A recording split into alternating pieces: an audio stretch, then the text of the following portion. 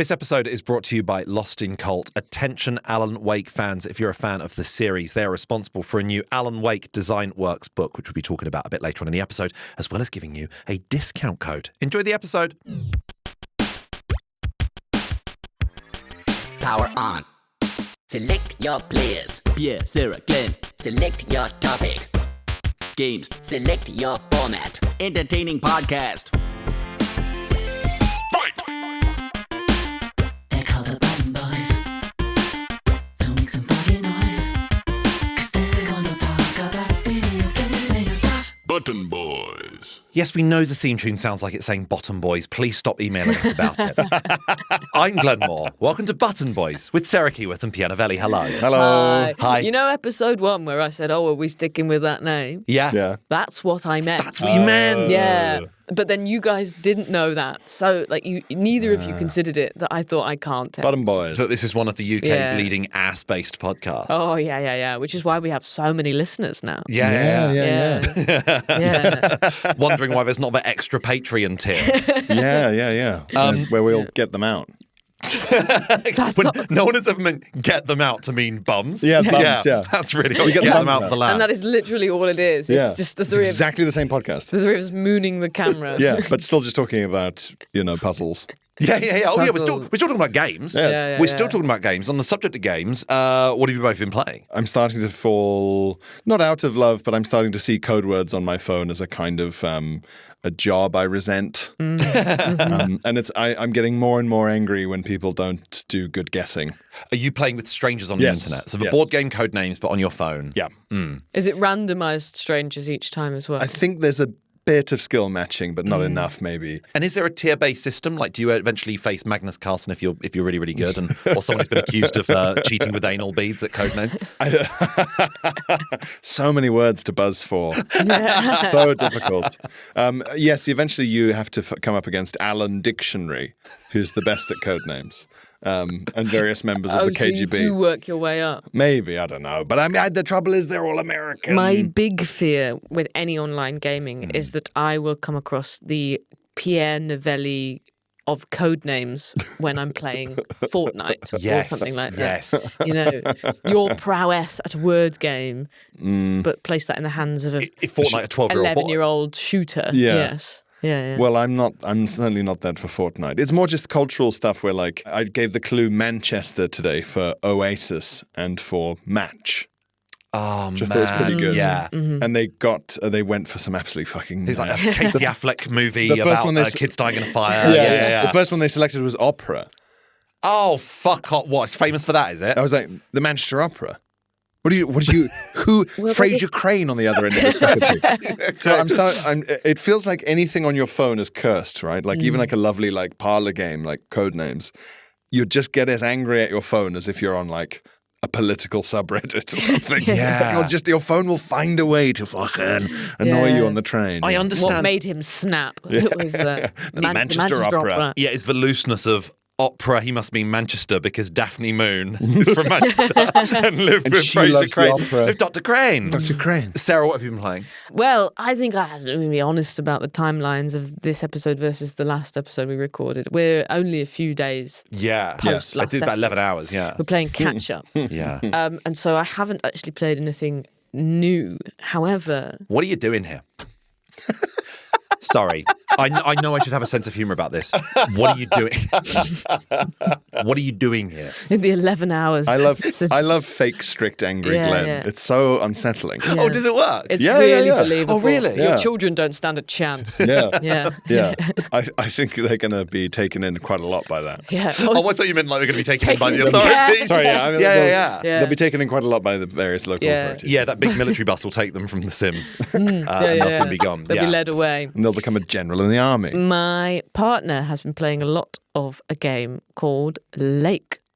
Are you familiar I with Lake? loved Lake so much. She's fucking obsessed with Lake. What is it? It is a game set in is it in Canada or is it Canadian-esque? I think it's Canada adjacent, but I saw it as like very North America, sort of like where almost like Twilight set, tall pine trees. Tall pine trees, big lake. British Columbia. Yeah. And you play, you are a woman and she's... what? It's okay. Yeah. We can get into that later. Yeah. Write that one down. It's okay. Yeah. Gripes. Ben, could you Google? Jamie, could you get that up for us? You play a woman who's visiting her dad, I think, and he's away. Her dad's away. Yeah, and he's like the town postman. He's the postman, and you're filling in. Oh, okay. So you drive a post van around this beautiful island. The scenery is amazing. And you deliver post to people and you kind of chat to the locals. And they say things like, "Oh, you're Jiminy's girl." Yeah, I remember exactly. I remember when you were the High. Yeah, and that secret murder that we never solved was. There must be something like that, right? I don't even know if there's a murder. I think it's just you're getting to know people. It's a cozy game. It's a cozy game. Also, it's worth revisiting in a couple of months because they made a Christmas DLC, which is really, really sweet. Wow. However, even though it's really cozy and idyllic for us, a friend of mine spoke about Lake on a games podcast, and with all the other guests, he was like, I mean, isn't that just a game where you'd want to live? Small town America, delivering postals. And he realized he was the only white person on the podcast. And they were like, is that what you think is right for us? Yeah. But the town is problematic if you think about it. But just on a surface level, you're like, but pretty and there's a lake. Yeah, having watched it over her shoulder, I've seen it's a lot of white people. Yeah. Oh, phenomenally so. Yeah. Impressively so. It's real, real 2016 America levels of. Yeah, no, Well, I guess now you mention it. It is. I guess that makes it more immersive but less welcoming. It's the cast of Twilight, but they've gotten rid of the werewolves. Yeah. Yeah. Yeah, very vampiric still. Any kind of rural community depiction has got a big dial labeled immersive versus welcoming. Yes. Yeah. Trying to sort of get that right. Yeah. Where you go, well, I guess the sheriff could be non-white, and that's good. And then beyond that, this dial starts to, I don't know. The realism and kindness magnets aren't pushing together. Yeah. Well, What of course, a depressing indictment of the world. it's a isn't town of 800 people, Yeah. and there's a synagogue with an LGBT welcome sign outside. Do you want happiness or do you want the truth? Yeah. Exactly. Yeah. You can't have both. Coming to PlayStation this fall. I would play a mystery game where the tagline was, "Do you want happiness or do you want the truth?" Yes, it's true. And your character's got a happiness-ometer and a truth-ometer. And you're like, oh, fuck. He's found out one too many things about Granddad. That's not good. Happiness down, truth way up. I found his war uniform and it wasn't the team I was expecting. Every so often it gives you the option to just walk away. You have discovered an unhappy knowledge. Yeah. Get to pub quickly enough and you can delete it. Yes. Yeah. You can always get in your car. You can get in your car and go. Yeah. You don't have to be here. The game keeps saying that. You don't have to. You don't have to be here. It pops up with that same thing of when you discover a new area in Dark Souls. Yes. You don't have to be here. Yeah, it's the first game that says with positive music, you're now leaving mission area. Isn't that good? You're now leaving the mission area. Yeah. Well done. I love it. Yeah. Be happy. Yeah. Go home to your husband. Be happy. Yes. Enough of this. Yes, it's over. It can be over if you choose. Someone else will figure out why Yes. those people gone missing. Yeah, it says game over with a big smiley face. Yes. Well, that's Lake, which Sarah's white girlfriend absolutely loved. Absolutely loves it. She loves it. She loves it because she's white. Yes. I've been playing a cozy game as I well. go this home. You go home. She's got any more white games? week. Got any more white Yeah, games? we've got for our me, Sarah? Duke Nukem. Yes, brilliant. Yeah. You should have seen it when she tried the new Spider-Man. Yeah. Furious. I've been playing a cozy game because I've been playing a couple of very action-packed things in the last week, and it was nice to sort of step away from it. For some reason, in the last few months, there have been two absolutely excellent side-scrolling, platforming, 2D, ninja kind of set a few hundred years ago, but also set in the future games with similar art styles. Oh, hang on. Oh, I stopped listening. Hold on. Ninja Gaiden Ragebound was really great and got me through a lot of the Edinburgh Festival on the Switch, and I really enjoyed it. For a hot second, I thought I'm having a dream Yes. where Glenn is talking to me about a game. Fast-paced It's like- ninja action game, side-scrolling, like Streets of Rage. So Yeah, but okay, jumping thank up and you. down loads and loads of platforms. That's Got it. all you Yes. needed to say. A bit like Shinobi on the Sega Mega Drive back in the day. Yes. So Ninja Gaiden Ragebound, really, really good fun. And then last Friday, a new Shinobi game came out, again, of the Sega Mega Drive era, and it's similar, sort of 2D, not pixel art. It's almost done like sort of 1950s Disney almost is the animation. Really, really lovely. Ooh. And again, fast-paced ninja stuff. I love both of them. However, sometimes it's nice to relax from all that ninjaing. And I've been playing a game called Wanderstop, which came out a few months ago, and it's about a burnt-out witch in a sort of magical sort of kingdom or realm or reality. When you say burnt out, work-wise? Tired. All that fighting. Yeah. Yeah. Not post-witch trials. Oh, yeah. Yeah, it's about a... Sorry. Yes. Really unfortunate word choice. Apologies to any witches about who are the- listening. I realise that's Yeah, this yeah, triggering word. Crispy witch. Yeah. Yeah. She gets found by a guy who basically runs a tea shop in the woods. Oh. And he basically sort of says, look, you're really exhausted. You cannot fight. Rest up here and just make some tea. And she's like, no, I've got shit to deal with. I've got enemies to vanquish. And he's like, trust me, make some tea. And so you don't want to stop. You're like the protagonist in Lake. You're forced into this small town reality. You've got bigger fish to fry. Yeah. But visually, it looks a bit like, I guess, Disney's Dreamlight Valley is the only comparison I could sort of make. But it's very sort of magical in the woods, and you run a tea shop, and guests come in and they ask for specific teas which have specific ingredients, and you gather them and you make the tea using a big sort of like a very Willy Wonka-esque cauldron sort of thing where all these things are tinkering, there's lots of metal clanking and loads of pipes and tubes, and the dishwasher is a waterfall that you place teacups on, and it goes through this sort of waterfall and up and down, and it's really nice. And it's meant to sort of reflect burnout that you may yourself have in your own life. And as someone who's quite burnt out at the moment work-wise, it's nice in that regard, but also I've got a lot of work on right now, and I don't need to be making imaginary tea.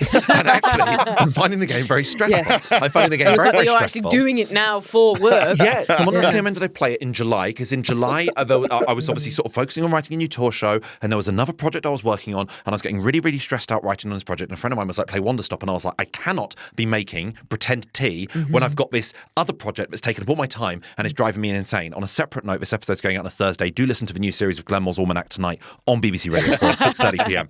But it's good fun. It's good fun, but you need to be in the right headspace for I'm ready to relax. But now... I'm writing it down. I'm writing it down. Wander, as in wandering, stop, all one word. Really, really good fun But stuff. now, who is she fighting? Why is she burnt? What? Well, that side of it you don't really get a good sense of. Think Top Gun Maverick, where you're like baddies, witches, baddies in the distance who will always exist. It's like Scott Pilgrim versus the World. Those people just exist. It's not people invading her kingdom or anything like that. But she's tired from making potions and things. Yes. I've written that down because, again, my partner would love that game.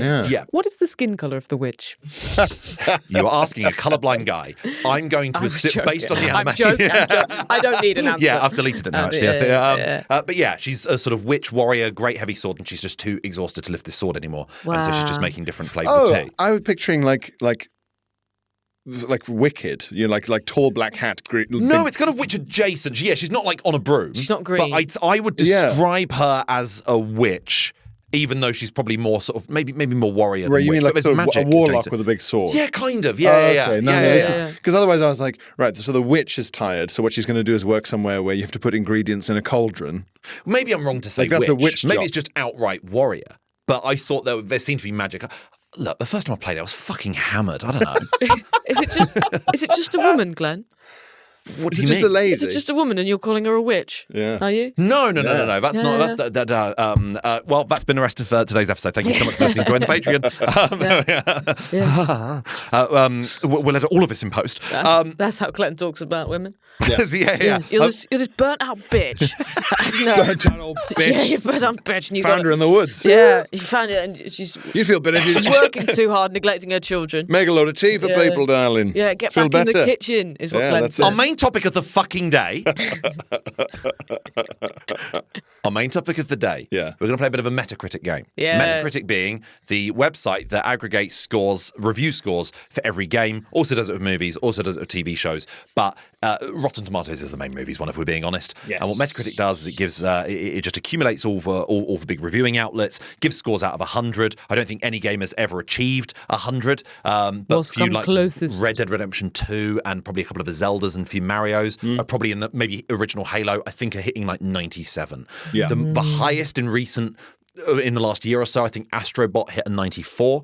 I think Split Fiction was definitely in the 90s, as is Blueprints, and Claire Obscura Expedition 33. Those are the highest rating ones of the year, so we can probably expect those to be in lots of Game of the Year lists in a few months' time. Now, because we're in September and there's a few months of the year left, I figured we'd play a game where we each go around in a circle and choose a selection of games that we reckon, that we feel confident in. Not that we think are going to score highly, that we really like the look of. And what we're going to do is we're going to revisit that list in January and see, based on the Metacritic scores, who basically scored the highest. Who, in this trio, has the best taste in games. Also, if you want to join our Discord, which you can do so on the free tier of our Patreon. If you join the paid tier of our Patreon, you get an extra episode every week. But on the free tier of our Patreon, if you join our Discord, you can vote this week on which of the three of us you think has the best taste. So we're going to go round in a circle with someone chosen at random. They're going to select the game. Then the next person's going to select the game. Next person select the game. Once the game has been selected, it is off the table. It is off the table. No one else can select it. So there's going to be a few big hitters that I think people want to go for. I hate that I'm nervous. I'm nervous as well because I know that whoever goes first or second is going to nab probably one of the Game of the Year leading contenders. I don't know what you know, so I don't know. My first pick might be something fucking bonkers. A very simple lottery we've done off air. Sarah is going to go first, then it's going to go Pierre, and then myself. And then I will get another pick, and it goes back to Pierre, then back to Sarah, and so on. So I know because there's one I'm thinking of on a particular console, which I know you have, and I'm really worried you're going to take it off the table. I don't know if I am, but I watched not all, but Glenn sent over a massive list of games, and I watched a lot of them this morning. I appreciate the trailers, and I mean, I suppose it's my podcast too. No, but I sent over. I suppose I should show up once in a while. I sent over an exhaustive and exhausting list. Yeah, I did, but I did give up eventually. And I'm gonna start off with the game that the trailer that made me laugh the most. Oh, this is not. You're going to be happy because I don't. Okay. I'm going with Baby Steps. Baby Steps. Okay, that's a good one. Yeah. And a console exclusive as well. It made me laugh a lot, and I thought this is the same as the climbing game that you've talked about. Getting Over It with Bennett Foddy. Yes, it's the same developer. Bennett Foddy has made this with a couple of other people. I've seen the trailer for this. Is this the one with the kind of slightly schlubby guy just trying to walk up a tower? Learning to walk. Yeah, take us through the premise or what you've seen. So what I've seen, yes, a slovenly man in his 30s. The trailer starts and you can hear his family arguing about him as he's sort of stewing on his basement sofa. In a onesie. And he somehow kind of is transported into the wilderness of somewhere. He sort of plops into a lake and he washes up on a shore and he... The description of it is he suddenly discovers that he had a special power that he never knew, and it's putting one foot in front of the other. And the mechanism of this game is literally that you are controlling each step this guy takes.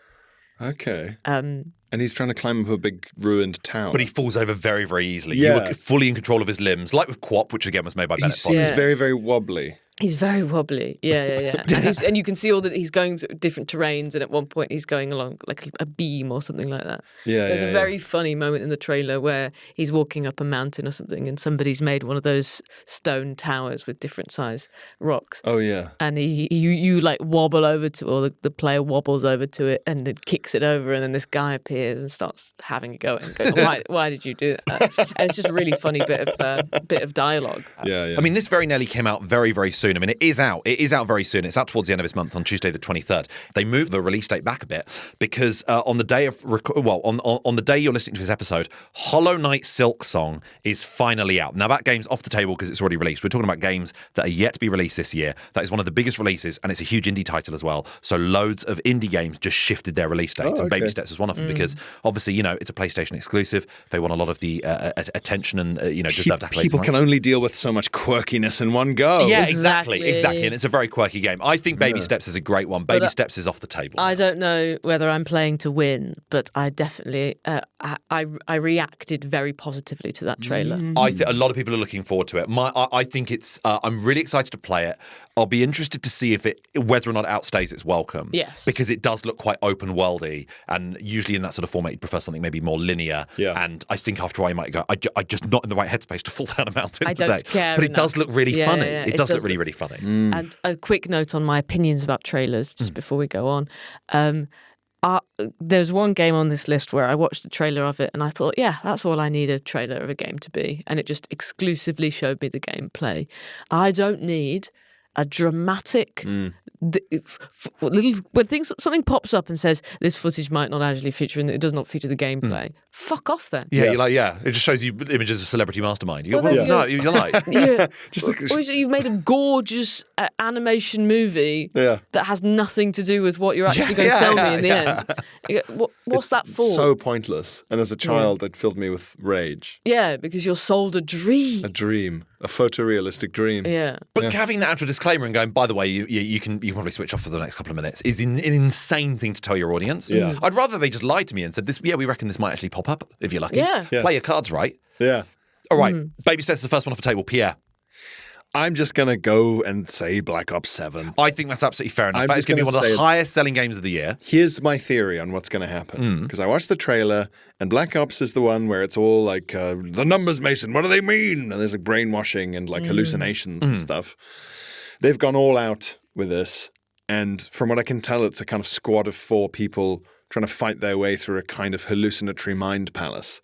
So like they're fighting their way through downtown LA, but it's a bit like Inception where the road is curling up and above you and around. Oh, that's going to be satisfying. Well, it's funny, yeah. isn't it? I've never played any game like that. I've never played a Black Ops game, and I didn't even watch the trailer. I thought that's not for me. But you know you, and that's a good I thing. took myself out of the running with that But one. I think because every Black Ops game gets more and more in the future, more and more robots. And it is a lot of hallucinations. You don't really get that in the modern warfare Call of Duty games. No, and there's so many hallucinations where there's always the kind of plot hole of like, right, so the villain has captured the 4 people who's going to destroy his plan, and he's decided to let them fight their way out of their own minds rather than just immediately murdering them. Yeah. But I think what's going to happen is the game's going to come out.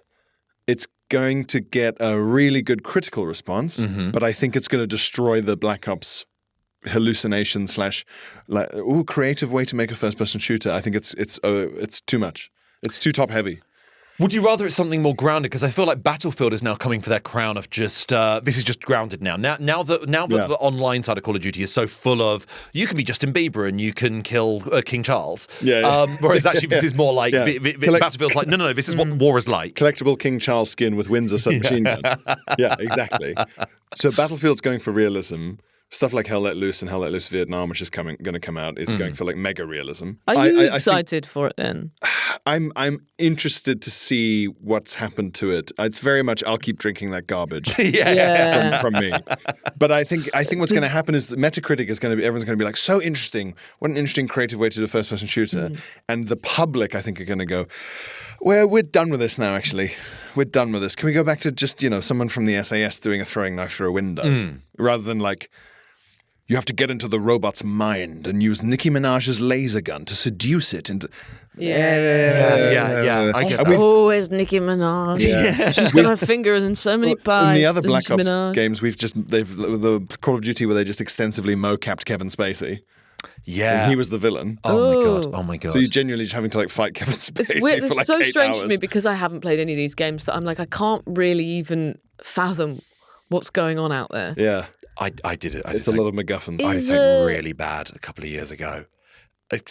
Speaking of Call of Duty, I wanted to get rid of my PlayStation 3. It was my PlayStation 4, sorry. Didn't need to play. I bought PS5, didn't need a PlayStation 4 anymore. I decided to donate it to charity. I was trying to find a good charity shop, and I realised there was like a church around the corner from me that did like a collection, because I've got groups of like kids who just like hang out there on weekends and stuff like that. So I thought I'd donate my PS4, and I was like, I'll give them a range of games that are like suitable for kids who are like 10 years old. Yeah. And I tried to give them some of the games, and I didn't really have many, and I thought maybe Horizon Zero Dawn is sort of kind of okay and stuff like that. And I gave them like a handful of games, and then when I got home, I realised that I'd left the disc for Call of Duty Advanced Warfare in the PS4, which is the Kevin Spacey one.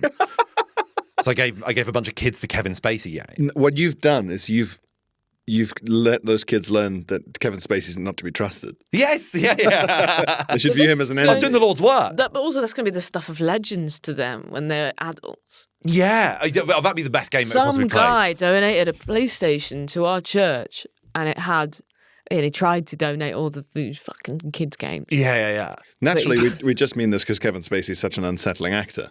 Of course. Sorry, Yeah. just to be clear. Yes, legally. Because he's very frightening. Yes, yeah, in frightening. 7. And Baby Driver and K-Pax. Yes, and I'm the president one. But I'm the president House one. of Cards. House of Cards. House He's of very Cards. unsettling in yeah, that. yeah. With those Christmas Eve videos he keeps doing. Yeah. Okay. All right. So we've got baby steps so far. We've got Call of Duty Black Ops 7. Yeah. My first one. Oh, okay. I'm going to take what I think is a big hitter off the table. I'm going to go with Ghost of Yotai. Yes. Ghost of Tsushima was a great game in 2020. I didn't really rate it as probably as much as I should have done.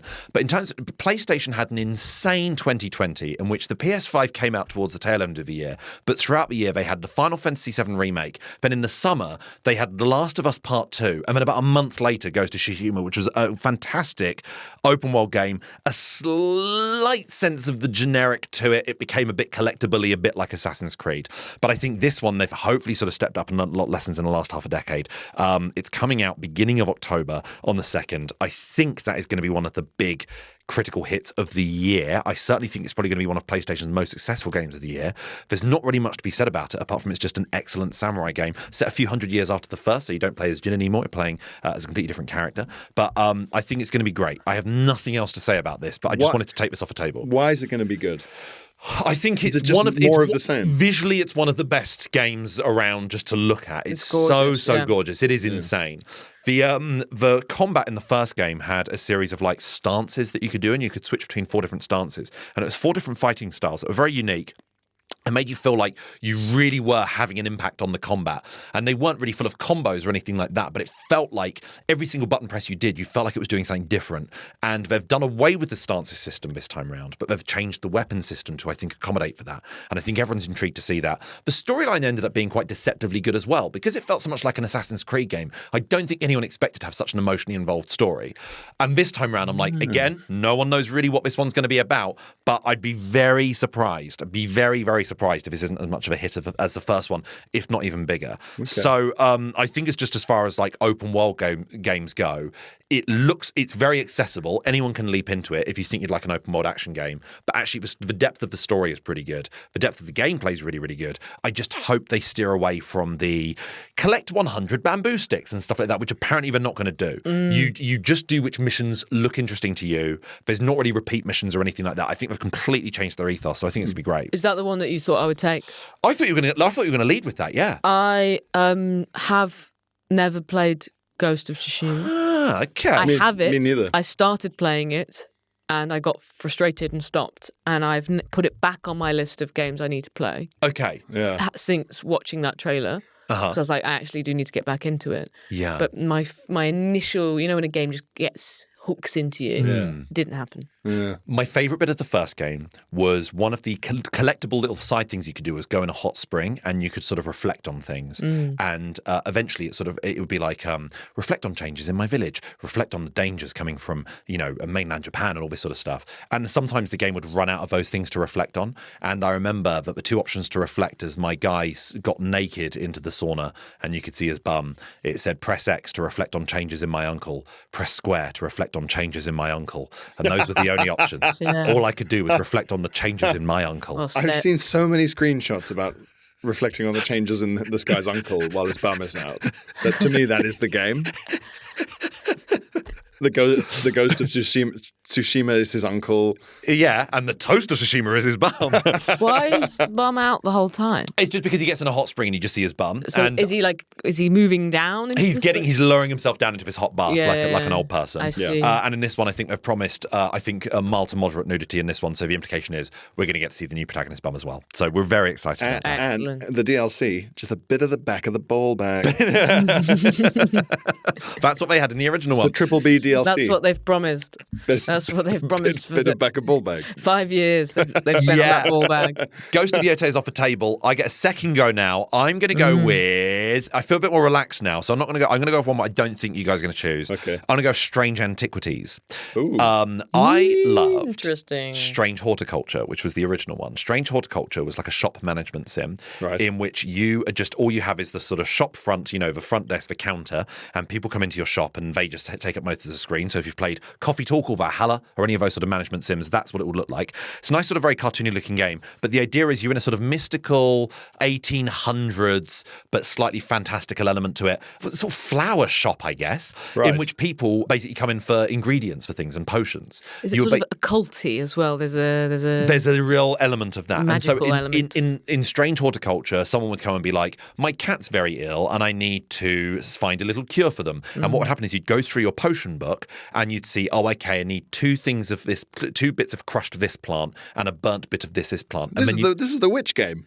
It's basically, it was a bit like Wanderstop. You just want to be an apothecary. I want to be an apothecary. That's what it was. It was an apothecary. Your life's goal is to be an apothecary. And you made little things, but then what happened was it stopped just being just out of context, I need this, I need this. Someone would be like, I hate my neighbour, I want him to feel very ill. And then someone else would come in later on and be like, I hate my neighbour, and you realise that they're warring factions and you've got to choose which one you like and which one you're going to help poison, that sort of thing. It got a bit more exciting based on that. Now, Strange Antiquities is very different because it's basically an antique shop. I don't know how that's going to work. I don't know what's going to happen, but I'm very, very intrigued. It was very, very nice. The entire first game was just set during a thunderstorm. So you just had this constant rainfall. It was like a sleep playlist. Ooh. I was really, really into it. Very, very cozy. And it's coming out towards the end of September. So I think it's going into those. Once you reach the month's ending in Burr, it starts to get cozy, doesn't it? Your favourite games are just things that old ladies like. Horticulture, antiques, tea shops. Yeah, absolutely. A retired civil servant named Edna. Yeah. Is your spiritual... Well, next week I'm playing Spray Paint the St. George's Flag on a Roundabout Simulator. So it's all very elderly Britain for me. Yeah. Very elderly Britain for me. Something for the boys.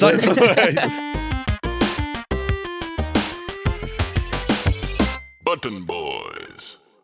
Now's a good time to mention that today's episode is sponsored. We're sponsored by Lost in Cult, an incredible company who I stumbled across in the last year for making predominantly physical editions of digital-only games. So if you loved indie hits like Thank Goodness You're Here and Immortality a couple of years ago, they make actual like Nintendo Switch versions of them that you can have in your hands. They've also got another line called Design Works. They've released a book called Alan Wake Design Works, in which you can take a real deep dive into the artistic majesty of the Alan Wake horror game series. They're great stuff. Yeah, I mean, it's not just physical editions of games. The design works are like, big detailed books on the artistic development of games like Immortality and Alan Wake. They're perfect because we love touching stuff. We love touching stuff. We've always said this about going to buy a physical game, having something to touch, having a book, having a gorgeous book, such a cool gift to give to a friend. We touch everything in a shop. I go to the cinema, I touch all the pick and mix. You can also so I can decide which ones I want. Touching stuff is great. If you loved Alan Wake and you want to just immerse yourself back into that world, then we thoroughly recommend this as a good gift. The Alan Wake Design Works book is a 250-plus page hardback filled with incredible insights and details about the Alan Wake game and its development and its design. Not just the first Alan Wake, but the spin-off New Nightmare, and also Alan Wake 2, one of the greatest games, in my opinion, and many other people's opinions as well, of 2023. Just a fantastic horror game that just completely upended the genre, was so creative, so artistic, a game that blends brilliant animation, but also with just FMV cutscenes and scenes that also blend the two. It has now got an iconic scene where you're walking through a music video that is all FMV, but you yourself are an animated character going through it. It's so good. It's so artistic. Sam Lake has got such an amazing creative vision. So if you want to step into that, it's nice to have a game that's already so arty and then have an art book within that. The Alan Wake Design Works also has a deluxe edition exclusive only available until the 17th of October, and it includes, listen to this, a clamshell box, a replica return manuscript, crime file folder of collectibles, and a Bright Falls fold-out map. That's so much stuff to touch. It's so deluxe. You can get yourself 5% off the Alan Wake Design Works or anything on the Lost in Cult website by using the code BUTTONALAN. All one put word. your butt on Alan. All one word, but on Alan. And we're going to post a link in all of our show notes. Yeah, so get on it. Thank you, Lost in Cult, for sponsoring this episode. We'll be back with more Button Boys in just a second. Button Boys. So far I've got Ghost of Yate and Strange Antiquities. Pierre, so far you've got Call of Duty Black Ops 7. What is your next one? Mouse PI for hire. Oh, fuck. Love the look of this. Yes. So if you haven't seen this, it's a first-person shooter, but the art style and the universe is like those very old kind of wibbly-wobbly Disney cartoons. Steamboat Willie. Yeah, Steamboat Willie, yeah. Yeah, But that also is exactly. yeah, black and white, and that kind of like sort of like kind of bouncy gloopy animation. Yeah. Gloves for hands, Pipe arms. You can see where Pipe the lines arms. have been drawn. Yeah. Pipe arms. Is it a dog or a cat? It's just got a kind of like Pete Yes. from the Goof Troop. Yeah. Hey, Goof. His sort of Pete lookalike in there. But it's a first-person shooter, so you've got a kind of animated, old-timey revolver and Tommy gun. And I'm just that kind of art style. It's definitely meant to sort of evoke the Mickey Mouse of it, isn't it? Yes, yeah. Although there were other studios. You feel a bit like playing a dangerous game of being like, we could get sued into oblivion. Although Steamboat Willie's out of copyright. Really? Yeah, so because Mickey Mouse has been dead for more than 50 years. Ever since Mickey Mouse's Waco-style shootout 70 years ago, we've all been waiting, yeah. To Mickey McVeigh. So The Mouse family were not able to hold on to the estate. No. And they tried, sadly. yeah. Steamboat Willie is out of copyright. Mickey Mouse is not. Of course, okay. So that kind of black and white, like kind of bouncing up and down animation. Yeah. All that was always up for grabs. It wasn't just Disney doing that by any means. Warner Brothers, all sorts of studios were animating like that. But Steamboat Willie is out of copyright, so people have gone mental and made mad T-shirts and things. But I think the innovativeness of applying that art style to a first-person shooter, it looks like so much fun. It's like Cuphead style visuals. Yeah, It looks very daft. Yeah, in yeah, a yeah. fun way. Yeah.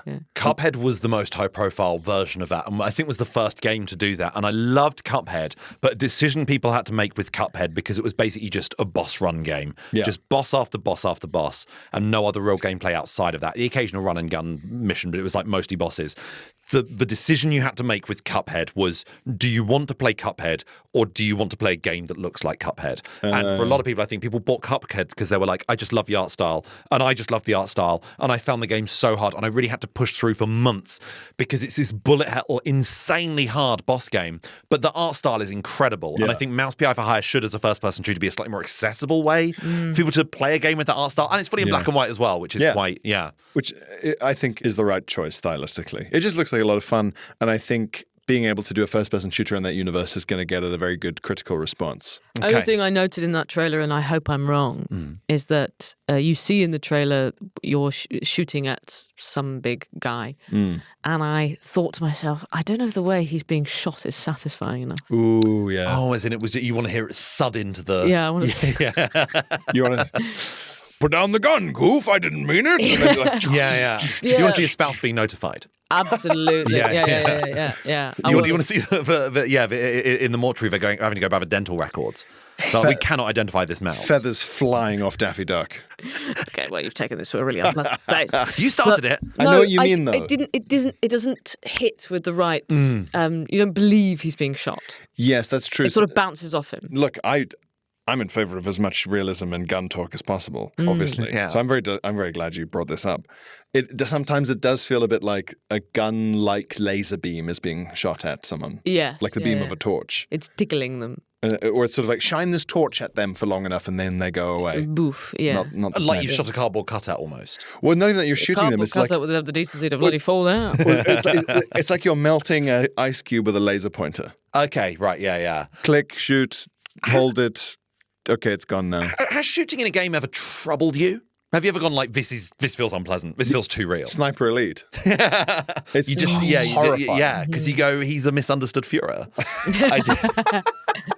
It just didn't feel nice to kill him. How Pierre dare throughout the whole game. Yeah. Let him do it himself in his bunker. Yeah. Don't let me be the guy to just send him a note saying if he doesn't do it, I'll do it. Yeah. That's how we'll convince him to do it. Up to you. Yeah. It's up to you, but I am here and I'm watching. Yeah, whatever you need. Yeah. No, it's just where they do the slow zoom in on people's organs expanding and blasting out the other side of them, and you just think, someone's wanking to this. Oh, God. Someone out there. And that person is me. Yeah. Someone out there. You hate what it made you. Yeah. Yeah. Tonally, it was, you say with a question mark, someone's wanking to this. Yeah. Someone's wanking to this. Yeah. Someone's wanking to this. Yes. Someone's wanking to this. It's one of those phrases, any emphasis, yeah. You can emphasize any single word and it changes the meaning of it. Yeah. I never said I fucked my cousin. There we go. Yeah. As a shooting in a game.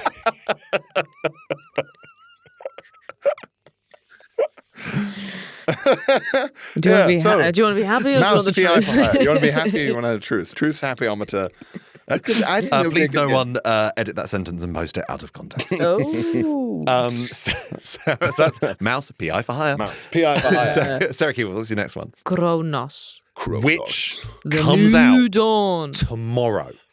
So at the time of it's going out, the reviews may already be out, and you may well have egg on your face. I might have egg. You might have egg on all your face over if it's me. got like 60 on Metacritic. We'll be Yeah. we'll be howling at you. You'll be Kronos. Kronos. I think this is a The New fairly Dawn. safe bet. Yeah, that's why I've picked it. Is it from God of War universe? No. It's Bloober who made the Silent Hill 2 remake last year, which was one of the best games of last year, and straight away have just come out and thrown out this new sci-fi horror title. Big ass survival game. Oh, really? Yeah. Spooky dooky. At first, I was like, I'm not going to like this. And then it did look like it was going to be a little bit different from the usual survival type things that we get. Is it like top down or third No, person? it's third person over the shoulder, isn't it? Yeah. Spacey, like You're wearing these astronauty. big, helmet type suits. Yeah, but over the shoulder Resident Evil 4 survival horror kind of thing. Yeah, this is a bit tricky one for me to talk about because I'm so intrigued by it. And I so nearly put it on my list. And I so like the look of it, but I've deliberately avoided all trailers and gameplay footage. So I can't weigh in on this because I'm looking forward to playing it tomorrow. And normally I just rely heavily on you jumping in and going, well, actually, Yeah, he just said the word lake and off he goes. What are the enemies? Do you know?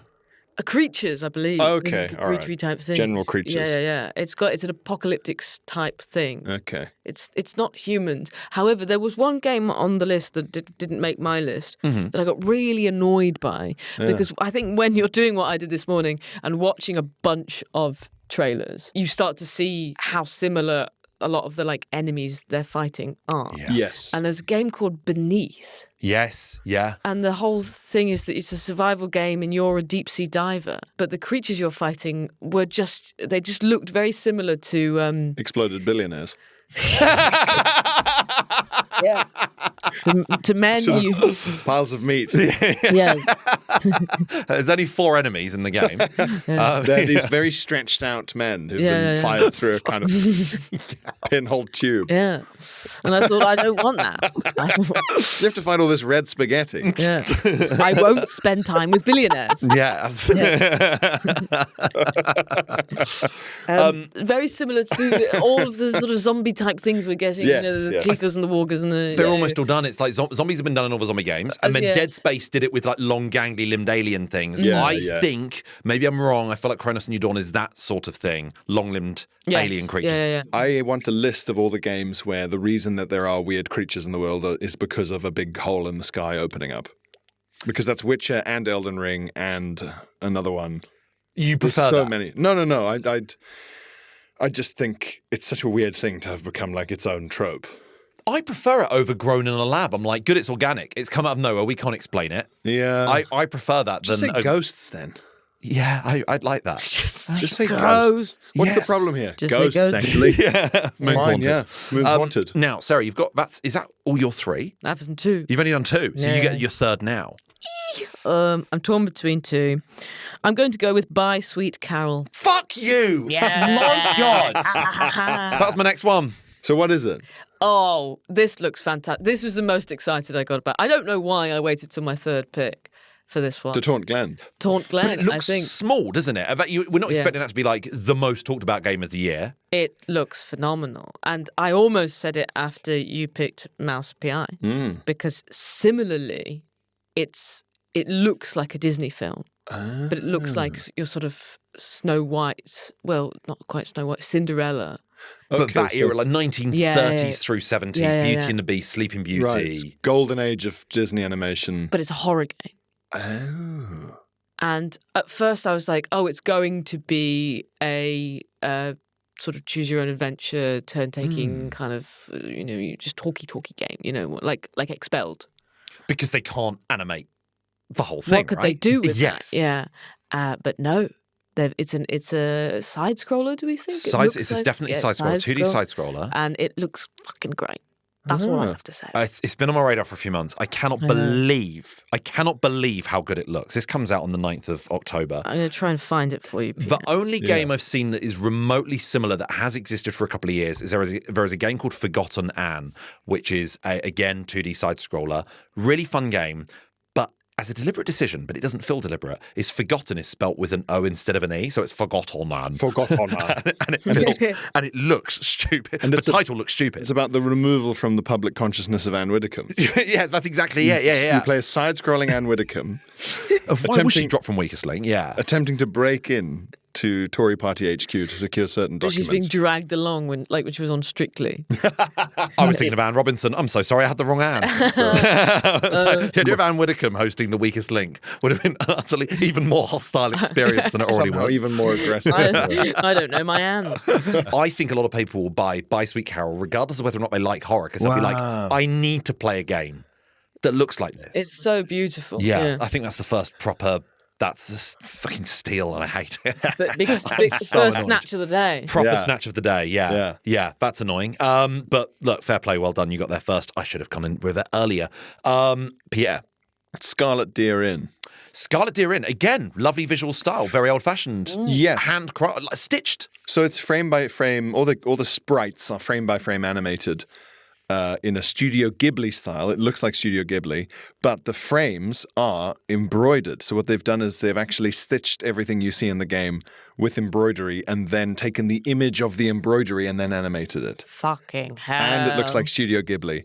It's a side-scrolling sort of adventure game based around a lady I think called Elishka, I think is her name. This lady who... the details are quite vague, actually. She's kept alive from the specter of death and things by a sort of magic torch she has. It's based around Slavic folklore, and all the music in the game was made by the developers using like folk instruments and stuff. So it's very up my street, that kind of thing. Very nerdy. And like visually it looks kind of, if you're from the UK, the buildings look like Tudor buildings, sort of whitewashed with the kind of planks, beams and stuff. It just looks really, really good.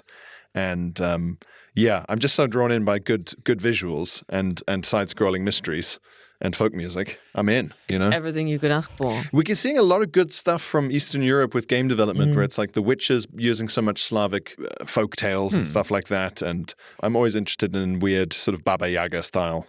Yeah. Slavic folklore stuff. It's really interesting. Okay, that's a really good choice. Right, I'm going to do my third choice and we'll have an extra bonus round after this. My third choice... I'm going to go with Mixtape. This is one we've spoken about on the pod previously when we were talking about Lost Records, Bloom and Rage. I love a sort of 90s angsty teen American thing with, as we said, log play. Teenagers walking across a log, filming themselves hanging out of camcorders, takeaway pizza, never forget log play. Yeah.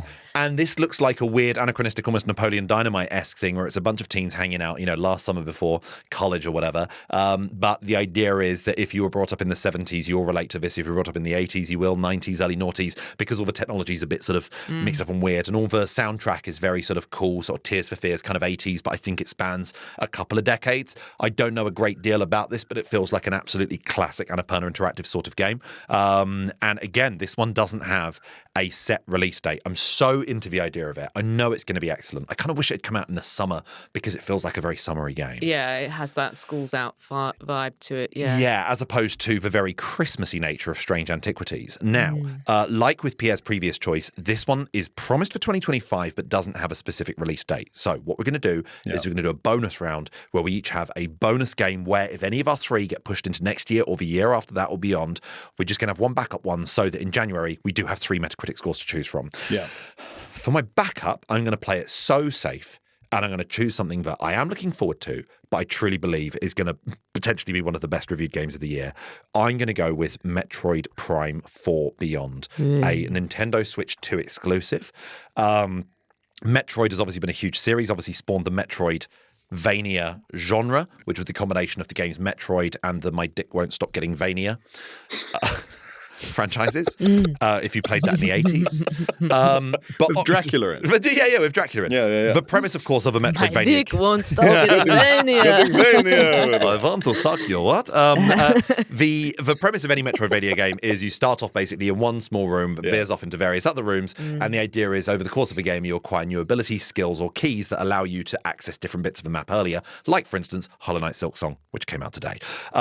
It spanned the genre. It's an amazing genre. This is a return to the first-person perspective. The last new release they had was Metroid Dread a few years ago, which was a side-scroller, but I think a first-person Metroidvania game exploring being in that Samus body and just going through and exploring new abilities and finding your way through a crazy, creepy alien planet is something that isn't like quintessential Nintendo. It's quite far outside of that. Mario, Zelda, all the typical Donkey Kong sort of games you see them do.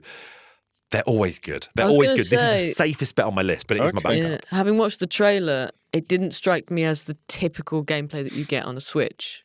It just looks like something that, I don't know much about Switch games, but it looked like a bit of a removal from your usual. Not that Switch is more kid-orientated, but they always feel a bit more cartoon. In your head, you just associate with cartooniness because of Mario and because of Yes. But even, is it first person? This one is first person, yeah. That's nice. And it's like you're the eyes. But it's like almost Iron Man-esque, in which you can kind of see the outline of the helmet around, and sometimes when there's like a flash of lightning, you see your own eyes in the reflection, and it just reminds you that you are playing someone. They were doing that back in the fucking GameCube days. Wow. They are. It's always thoroughly good. Realism, Pierre likes that. Really into that. So that is my backup choice. That's if any of Ghost of Yotai, Strange Antiquities, or Mixtape end up getting delayed. Right, we're going to go to Pierre for his backup in just a second. Just a reminder, of course, if you are enjoying listening to us and you do want to give us a nice 5-star review on Spotify and you do want to get more involved in the podcast, please do join our Discord. You can do this by signing up to our Patreon. Free tier, you don't have to pay anything. But if you would like more Button Boys in your life every week, sign up to the paid tier of Patreon. You get an extra episode every single week from myself, Sarah, and Pierre. I'm going to tell a story on Patreon that I can't tell in a public. Ooh. Oh, I'm very excited about this. So if you want to hear more of that, then please do sign up. Pierre, what is your backup choice? So my backup choice is going to be something pretty similar to Scarlet Deer Inn. Mm-hmm. The Eternal Life of Goldman. Visually, this looks incredible. We've got some really good quirky visual titles on this list, yeah. So it's a side-scrolling adventure platformer. Mm-hmm. You're some kind of weird little gnome man called Goldman. Really fucking old. Like a long white beard. Yeah. But it's like, I don't know if it's... The Eternal Life of Goldman sounds like a Coen Brothers film. Yeah. It sounds like an alternate title for A Serious Man. Maybe, yeah. It sounds like a kind of thing about... a meditation on the seemingly endless life of quite a boring man who works in an office. But it's not. It's a weird little long white-bearded gnome man who's fighting his way through a crazy landscape to try and find the deity. Both of those things could exist at the same time. That's true. It could be the same guy. Meditation on the length of time, the loneliness of man, and men's mental health. And Men's mental health. All men are gnomes. Men's mental healthvania. Yeah. My dick won't stop getting... Men's exactly. That's why he's sad about it. Yeah. That gnome's all dick. Talk to your mates about if their dicks are getting Be wary about how you word it when you talk to your mates, but do talk to your mates. Yeah. Just try and be casual as you sit down at a table of 7 or 8 of you in the pub. Just go, "Hey, was dicks getting vania?" Yeah. You see one of those train station signs where it's like, Samaritans got weirded out when I told them what was wrong with my dick. But do feel free to call. Do ring them. Yeah, talk to your dicks, guys. Talk to your dicks. Yeah. You never know what's going on. Never know till you ask.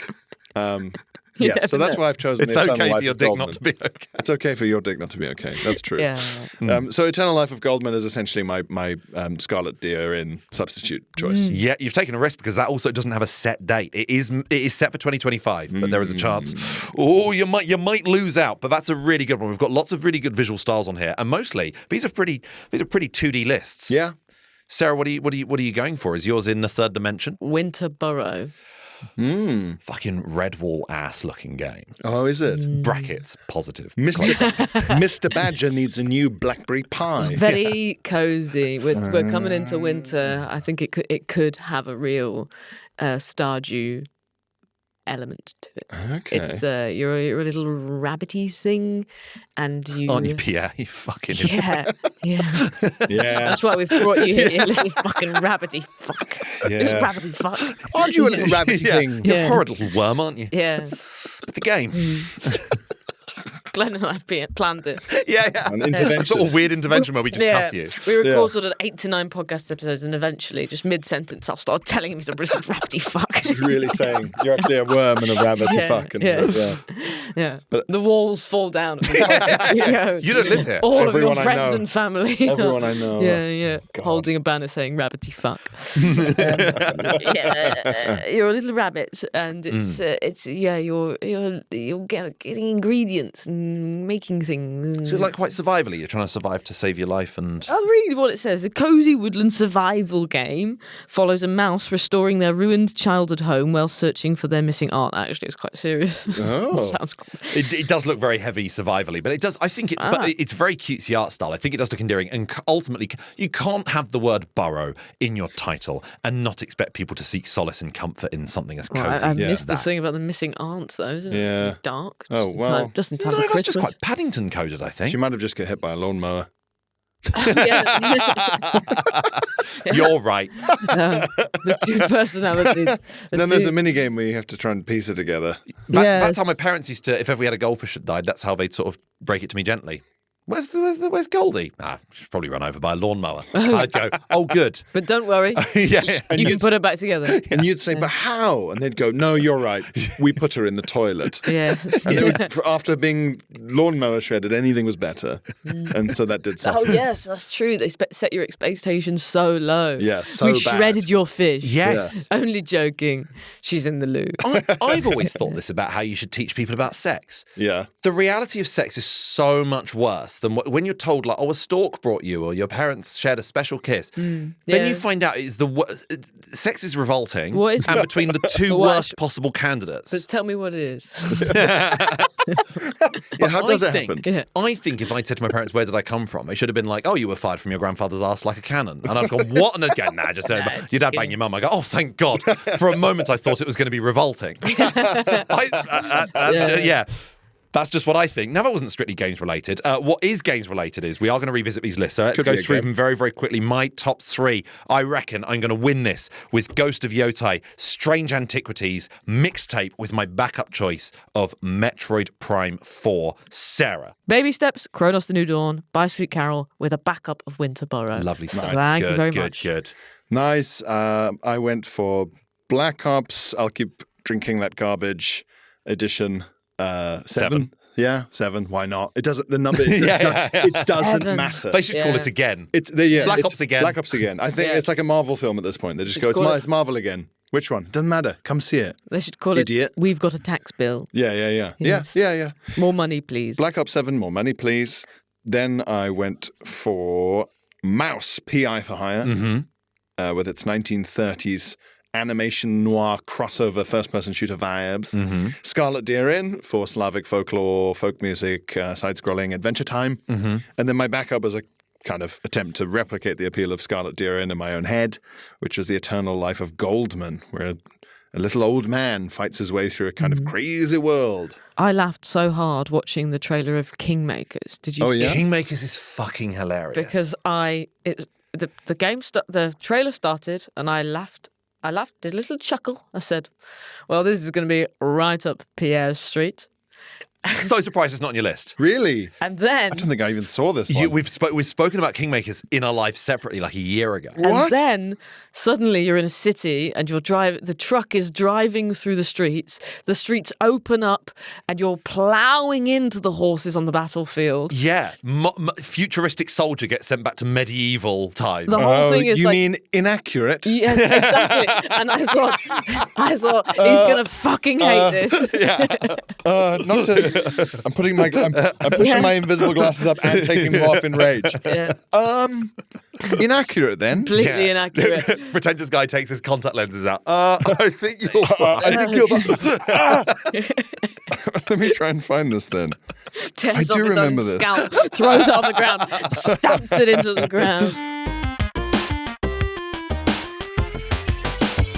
Button Boys. Not to plug another podcast on this podcast, but I would like to give a shout out to Simon Parkin, who hosts the excellent My Perfect Console podcast, a Desert Island Discs-esque video games podcast where guests talk about their lives, but also choose 5 games that define them in their lives. All 3 of us have been guests on it. It's an We amazing podcast. Desert Island Disc Installation Disc 1. Perfect. Desert Island Disc Installation Disc 2.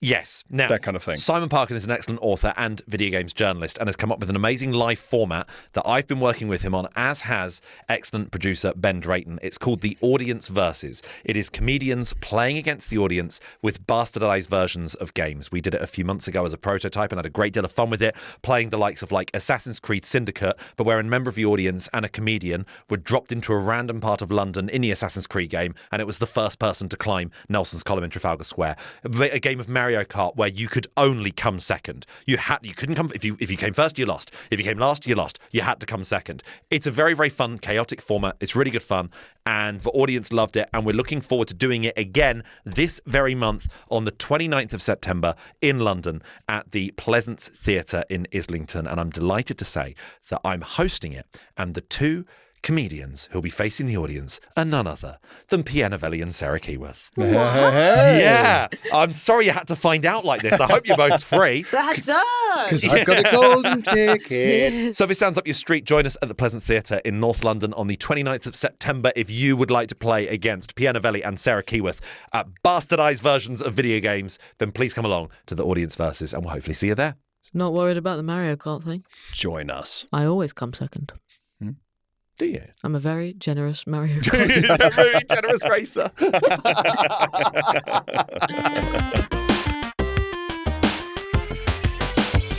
Button Boys. Having just watched that trailer, I really wish I'd seen that and picked it. You would have picked it. I thought you would have so- hated it. Do you want to switch one out? Get rid of the old bastard with the big beard. Yeah, As screw that backup. guy. Fuck off Goldman. You got rid of your backup. Yeah, fuck off Goldman's Goldman. gone. Kingmakers is back in. A guy travelled back from the future and shot Goldman in the fucking mouth, and that's why Kingmakers is in. It looks like Evil Dead 2. Wait, is that the one? That's the one or Evil Dead 3. The one where he's fighting a medieval battle Right, okay, with a yeah. shotgun and a chainsaw. I really couldn't work out whether you'd be like, but I do love war and I love strategy games. But there's nothing realistic about any of this. What that reminds me of is the joy of when I was a kid making like a custom map for Age of Empires 2 or something, or like where you build a custom thing in a sandbox mode and really carefully build something with the game and the computer, and then just fuck it all up with cheats and things. Okay. I That's thought it very would be like satisfying. use a magnifying glass on an ant, use technology on a... Oh no, that too. That Yeah, too. sorry, yes. But that didn't. That's There's no game. There's no game that's that does much that. more arousing Yes. than Kingmakers. Well, we've spoken about what's excited us, sexually and not, of the games coming out in the next few months. But also, let's talk about some of the stuff we dislike. Now, but we're going to get to the Patreon very shortly, where you can hear us talk about gripes. You can hear our playthrough weekly of Dark Souls and a little game I'm going to recommend that you may not have heard of that I think is excellent. So please do sign up to our Patreon. But in the meantime, Sarah and I were discussing off air an excellent gripe we'd come across, a very, very valid gripe we'd come across. Sarah, over to you. Well, we've had a listener write in, Andrew Mackinson. Hello, who's written Andrew. In with a gripe, and he's had experienced a gaming gripe just now, playing through Castlevania Portrait of a Ruin, and found some nun's shoes. Was fairly confident I'd not need them, and I can understand that because there are definitely points where you just pick something up and you're like, oh, that's there to creep me out. Or Or if you're playing something like Diablo that's so loot-based, you're like, I do not need Highland trousers. I've been playing this for 100 hours. Yes, I'm getting rid. So Andrew, quite understandably, sold them in a shop. You've probably guessed I needed them for a side quest, and no way of getting them again unless I restart the game. That's bullshit. Shh, don't let me sell them. Yeah. Just remove the option. Yeah. Or give just a little note. You might need these. Yeah. You never know. I'm not spoiling anything. You might need them. This happens- Saddest story ever told. Nun's shoes. Sold immediately. Sold immediately. Unfindable. Yeah. 5 words. And it says, can't even buy them back from the shop where I am the sole Where have they gone? customer. Yes. And then producer Ben added in, is this a pun? And then Andrew said he's loving the podcast. I would So love to thank you, never Andrew. meet anyone who buys used nun's shoes. Thanks. Yeah, Oh. these are definitely used. I'll aren't see they? myself out then. Yeah. I You want had to see this- my collection of used nun's shoes? I had this in You won't be Planescape. coming over. I had this in Planescape Torment, an amazing D&D-esque isometric game from the late 90s. Fantastic, very Baldur's Gate-esque. And I was so keen to just see every side of this game, try every single side quest. I just wanted to see every single little individual thing. Everything was so exciting. And halfway through, one of my characters got kidnapped, and I didn't realise this, and all his loot loot got just left on the floor, and it meant all his items vanished, and one of them was like a quest item, and it meant there was now one side quest I couldn't do anymore. So after that, I didn't do any side quests. I was like, you haven't played by your own rules. I'm not playing by your rules. Sorry, fuck me. I'm not going to have fun in the game anymore. I'm going to deprive myself of all these amazing side quests because I got screwed over at one side quest. Specifically, fuck me. Yeah. The only person that's here. But I think that's still right, though. Yeah. I like to think the developers can somehow psychically feel it if you don't complete their game. Yeah, they know. It makes them slightly weaker. They should get an email. Yeah. Don't you think it makes them stronger? Because they've made something that's Defeated you. Challenging. Because of trophies existing online, obviously developers now have a greater sense of these are what percentage of players have achieved the trophy that's like, you finished the game. And I wonder if it does hurt their feelings. I saw a post flash up on Instagram earlier talking about some Netflix horror film that was obviously so like straight to DVD back in the day. But it was advertised as being like, this Netflix film is so scary that apparently only 1 in 100 viewers made it to the end. And it was like, nah, I have a different interpretation of what that means. I have a different interpretation, yeah. Is that what the trophies are that pop up on PlayStation? Your new trophy? Is it just data collection? Then it's just seeing. It's got to be that. Yeah, these people are petting the dog and all that sort of stuff. But I hate it though. I hate it when you like it. Cause sometimes you get trophies for sort of fucking things up, don't you? It'd be like, you know, they know. Yeah, you've died from 100 cliff falls in a row. Yeah, you've fallen off something, and he goes, it'd be like on Overcooked. It's like, oh, you're so clumsy. You know, new trophy, fucking idiot. Do you worry there's a couple of scientists getting something out of the fax machine and going, Sarah's ship? Sarah, he was very fucking stupid. But I really enjoyed that interpretation of only 1 in 100 could make it to the end. Like the idea of like England's 1-0 defeat to Minnow's Northern Ireland saw thousands of fans leave before the end of the game, which left critics say it's one of the scariest matches of all time. Yes, It couldn't make it to the end. Nail-biting stuff. Yeah. This is one of the scariest restaurants. No one can finish the terrifying food. That has been the main episode of Button Boys. Thank you so much for listening or watching. You can either listen wherever you get your podcasts, or you can also watch the episodes in full on YouTube. Big thanks to our producer Ben Drayton, for Jazzy Emu for providing our excellent theme tune, to Sarah Keyworth, to Pierre Novelli, and I'm Glenn Moore. We'll see you next week, or we'll see you right now on the Patreon for that extra episode you get every week. Goodbye. Goodbye. Bye-bye. Button Boys.